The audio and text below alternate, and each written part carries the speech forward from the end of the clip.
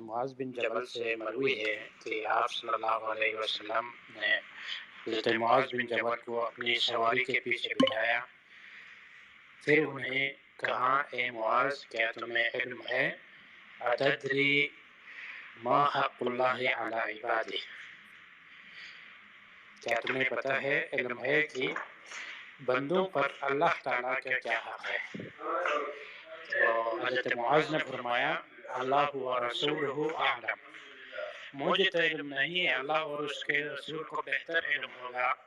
تو رسول اللہ صلی اللہ علیہ وسلم نے فرمایا، حق اللہ علی عبادہ ان یعبدوہ ولا یشرکوا بہ شیئا، بندوں پر اللہ کا حق یہ ہے کہ وہ صرف اور صرف اللہ ہی کی عبادت کرے اور کسی کو اس کے ساتھ شریک نہ ٹھہرائے۔ وحق العباد علی اللہ، اور بندوں کا اللہ پر حق یہ ہے، من مات وهو لا یشرک باللہ دخل الجنہ، بلکہ ایک روایت یہ بھی ہے، من عبد اللہ ولم یشرک بہ ادخل الجنہ، کہ بندوں کا اللہ پر یہ حق ہے کہ وہ اللہ اگر اپنی زندگی میں صرف اللہ کی عبادت کرتے رہے اور اللہ کے ساتھ کسی کو شریک نہ ٹھہرائے تو اللہ تبارک و تعالیٰ اس کو جنت میں داخل کرتا ہے۔ یہ اللہ تبارک و تعالیٰ کا حق ہے بندوں کے اوپر، جیسا کہ حقوق العباد کے اوپر جنہیں سب نے کافی تفصیلاً اور خوبصورت انداز میں بات کی ہے۔ تو جہاں حقوق العباد کی اہمیت ہے، وہاں حقوق اللہ کی بھی ادائیگی ضروری ہے۔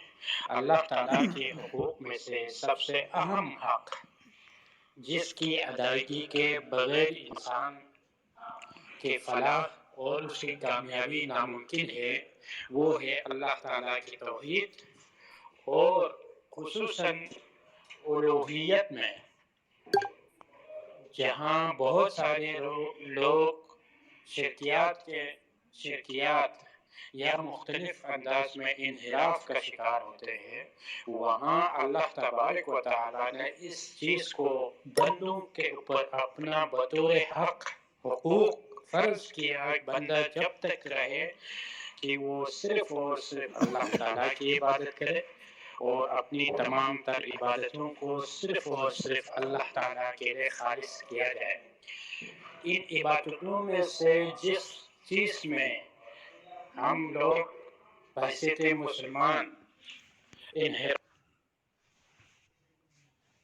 وہ دعا، ہم دیکھا دیکھی میں انجانے میں دعاؤں میں ہم اللہ تعالیٰ کے حقوق، اللہ کا حق ہے، اس میں ہم غفلت کا شکار ہوتے ہیں۔ اسی لیے اللہ تبارک و تعالیٰ نے قرآن مجید میں دعا کو صرف اپنے لیے خالص کرنے کے لیے فرمایا کہ وہ لوگ جو اللہ سے دعا نہیں مانگتے، جو اللہ کی طرف دعا کے لیے متوجہ نہیں ہوتے اور اللہ سے مانگنے سے وہ تکبر کا شکار رہتے ہیں، ان کے لیے دوزخ کی آگ ہے اور ان کا ٹھکانہ جہنم ہے۔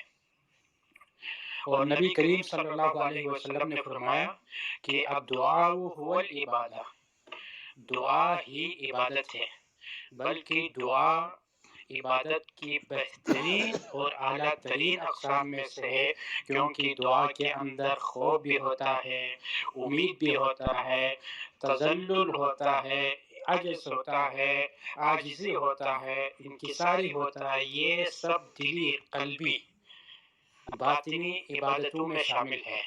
ان سب چیزوں کا تعلق دل سے ہوتا ہے، اور جب بندے کی دل کا تعلق اللہ تبارک و تعالی سے ہو، تب وہ دعا صرف اللہ تبارک و تعالی سے ہی مانگتے ہیں۔ بندہ اپنا ربط اللہ تبارک و تعالی سے ہی جوڑتا ہے۔ اگر بندے کے دل کا تعلق و ربط ہو، اس کے دل میں اللہ کی عظمت، اللہ کی الوہیت اور ربوبیت میں، اللہ کی قدرت میں معمولی سے بھی فرق ہو، تو انسان دنیا میں کئی اور طرح کے ایسے وسائل تلاش کرتے ہیں جس میں اس توکل اور اللہ سے تعلق کی پختگی میں خلل آتا ہے۔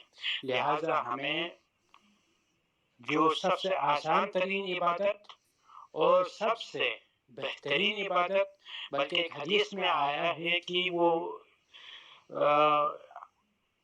عبادتوں میں سے سب کی بنیاد، سب عبادتوں کی بنیاد وہی دعا ہے۔ تو ہمیں چاہیے کہ دعا جو اللہ تبارک و تعالیٰ کا ایک حق ہے، اعتماد توکل اللہ تعالیٰ کا ایک حق ہے، خوف اور اعتماد اللہ تعالیٰ کا حق ہے، ہر قسم کی عبادت اللہ تعالیٰ کا حق ہے۔ اللہ تبارک و تعالیٰ نے ہمیں پیدا ہی وما خلقت الجن والانس الا لیعبدون، صرف اپنی ہی عبادت، اپنی ہی وحدانیت کے اقرار کے لیے پیدا فرمایا، اور تمام انبیاء اور رسولوں کے بعثت کا مقصد بھی یہی تھا۔ وما ارسلنا من رسول قبل الا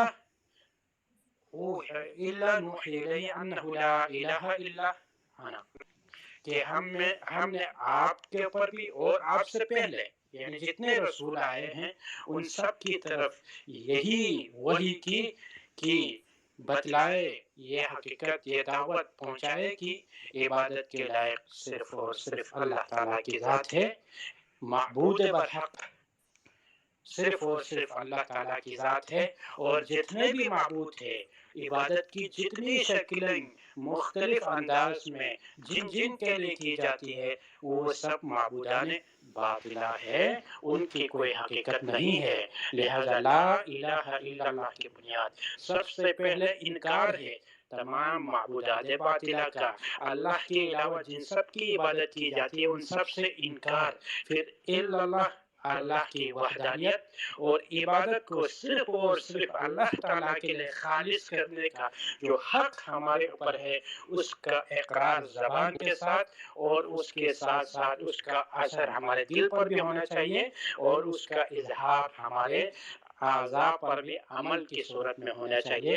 لہٰذا جہاں ہمیں دنیا کے لوگوں کی حقوق الناس کی اہمیت اور اس کی پاسداری کرنا ضروری ہے، وہاں ہمیں حقوق اللہ کی پاسداری کرنا ضروری ہے، اللہ کے حق کا ہمیں خیال رکھنا چاہیے۔ خصوصاً جب ہم بات کرتے ہیں عقیدے کے اوپر، توحید کے اوپر، تو لوگ اس کو کم سنتے ہیں، کیونکہ لوگ سمجھتے ہیں ایک سوکھا موضوع ہے، لیکن اس میں اگر انسان جو ہے نا، اگر معمولی سے بھی انسان سے کوتاہی ہو جاتا ہے تو اس کی ساری نیکیاں ضائع ہو جاتی ہے، اس کی ساری محنت برباد ہو جاتا ہے۔ اسی لیے اللہ تبارک و تعالیٰ نے رسول اللہ صلی اللہ علیہ وسلم سے قرآن مجید میں مخاطب کرتے ہوئے فرمایا لَإِنْ أَشْرَكْتَ لَيَحْبَطَنَّ عَمَلُكَ، اگر اے رسول اللہ آپ سے بھی اس طرح کی کوئی، اللہ نے تو انہیں معصوم بنایا لیکن یہ امت کو بتلا رہے ہیں کہ آپ سے بھی اگر اس طرح کی کوئی چیز سرزد ہو جائے تو آپ کے عمل بھی رائگان جائے گا۔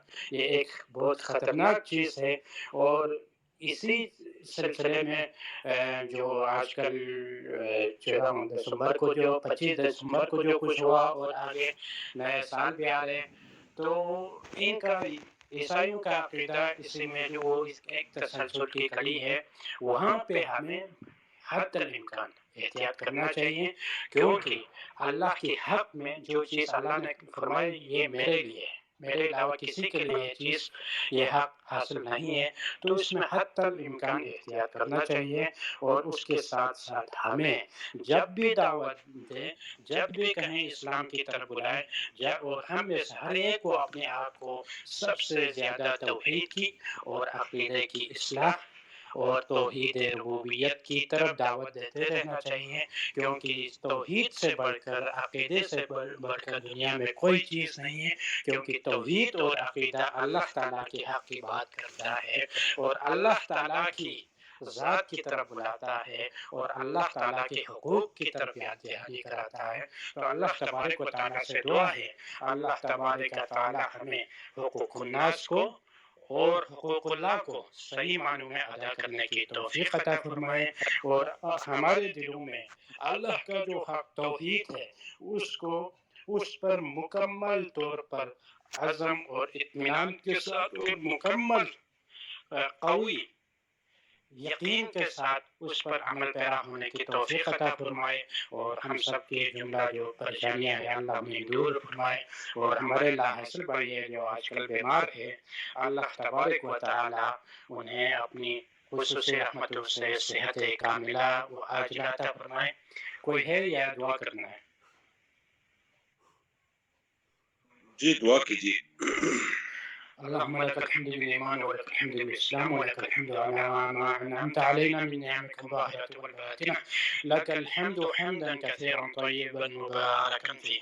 اللهم صل على محمد وعلى آل محمد كما صليت على إبراهيم وعلى آل إبراهيم إنك حميد مجيد. اللهم بارك على محمد وعلى آل محمد كما باركت على إبراهيم وعلى آل إبراهيم إنك حميد مجيد. ربنا ظلمنا أنفسنا وإن لم تغفر لنا وترحمنا لنكونن من الخاسرين. اللهم إنا نسألك الهدى والتقى والعفاف والغنى والمعافاة في الدنيا وفي الآخرة، ونسألك علما نافعا وعملا متقبلا ورزقا طيبا ولسانا ذاكرا وقلبا خاشعا يا رب العالمين. اللهم إنا نعوذ بك من جهد البلاء وترك الشقاء وسوء القضاء وشماتة الأعداء، ونسألك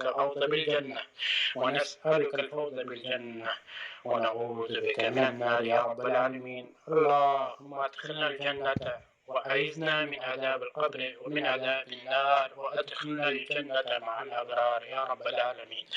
اللهم اقض حاجاتنا وحاجات المسلمين، اللهم اقض حاجاتنا وحاجات المسلمين، اللهم اشف مرضانا ومرضى المسلمين، اذهب بأس الناس، أنت شافي لا شفاء إلا شفاءك شفاء لا يغادر سقما. اللهم اشفنا بشفائك، اللهم اشفنا بشفائك ودائنا بدوائك يا رب العالمين.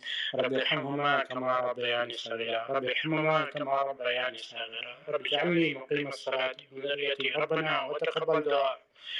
ربنا اغفر لنا ولوالدينا وللمؤمنين يوم يقوم الحساب الى العالمين.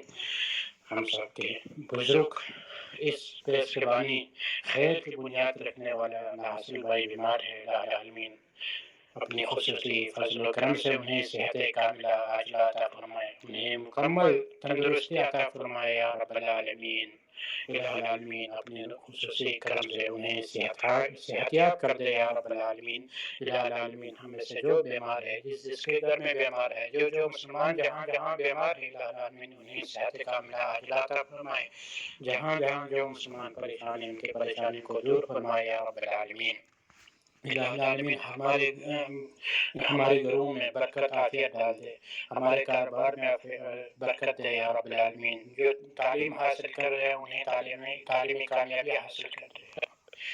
الہ العالمین جو محنت کر رہے ہیں، جو رزق کما رہے ہیں یا رب العالمین ان کی کمائی میں برکت دے یا رب العالمین. الہ العالمین ہمارے بچوں کو نیک اور فرمانبردار بنا دے یا رب العالمین. ہمارے آنکھوں کا ٹھنڈک بنا دے یا رب العالمین. ہم سب کو نماز کی پابندی کی توفیق عطا فرمائے، قرآن مجید کی تلاوت کی اور اس پر عمل کی توفیق عطا فرمائے. الہ العالمین جتنے سامعین یہاں حاضر ہیں ان سے سب کے گناہوں کو بخش دے اور ہم سب کو دین دنیا کی خوشیوں سے مالا مال کر دے یا رب العالمین. الہ العالمین جب ہم دنیا سے جا رہے ہو تو ہماری زبان پر کلمہ لا الہ الا اللہ محمد رسول اللہ جاری ہو. الہ العالمین ہم سب کو توحید پر ثابت قدم رہنے کی، دین پر ثابت قدمی کی توفیق عطا فرمائے یا رب العالمین. الہ العالمین ہم سب کو کفر، نسیان، فسوق، عصیان، نفاق سے محفوظ رکھے یا رب العالمین، اور ہم سب کو حقوق اللہ اور حقوق العباد کی ادائیگی کی توفیق عطا فرمائے یا رب العالمین. الہ العالمین ہم سب کو دنیا کی ظاہری باطنی فتنوں سے، مال و شبہات و شہوات کی فتنوں سے محفوظ فرمائے یا رب العالمین. الہ العالمین ہمارے گھروں میں برکت ڈال دے یا رب العالمین. الہ العالمین ہمارا رہنا مبارک ہو. الہ العالمین ہمیں اپنا دین کا خادم بنا لے یا رب العالمین. اور جو کچھ یہاں پڑھا گیا سنا گیا ان پر عمل کرنے کی اور اس کو آگے پہنچانے کی توفیق عطا فرمائے یا رب العالمین. ربنا تقبل منا انك انت السميع العليم وتب علينا انك انت التواب الرحيم. وصلى الله تعالى على خير خلقه محمد وآله وصحبه اجمعين برحمتك يا ارحم الراحمين. آمين يا رب العالمين.